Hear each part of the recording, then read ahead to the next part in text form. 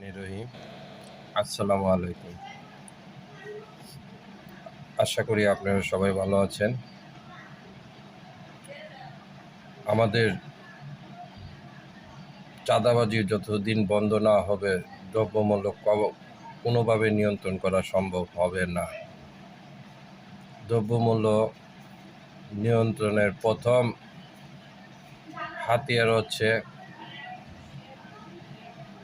নৈতিক অবক্ষয় দূর করা, সমাজের চাঁদাবাজি বন্ধ করা। গত 5ই আগস্ট সরকার পরিবর্তনের পর 5 থেকে 7 দিন দ্রব্যমূল্যের একটা নিম্নমুখী হওয়ার প্রবণতা দেখা গেল। যারা আগে চাঁদাবাজি করতো তারা পরিবর্তন হওয়ার পর নতুন চাঁদাবাজরা সৃষ্টি হওয়ার পর কিংবা সৃষ্টির পর থেকে আবার দ্রব্যমূল্য নিয়ন্ত্রণের বাইরে চলে যাচ্ছে এবং কোনো পরিবর্তন হচ্ছে না।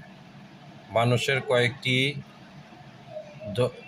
জনদাবির মধ্যে দ্রব্যমূল্য হচ্ছে প্রথম দিকে থাকবে। অতএব দ্রব্যমূল্য নিয়ন্ত্রণ করার জন্য বর্তমান সরকার কিংবা ভবিষ্যৎ সরকার যেই আসেন এদিকে মনোযোগী হবেন। চাঁদাবাজি বন্ধ করতে হবে যে কোনো উপায়ে। ধন্যবাদ সবাইকে।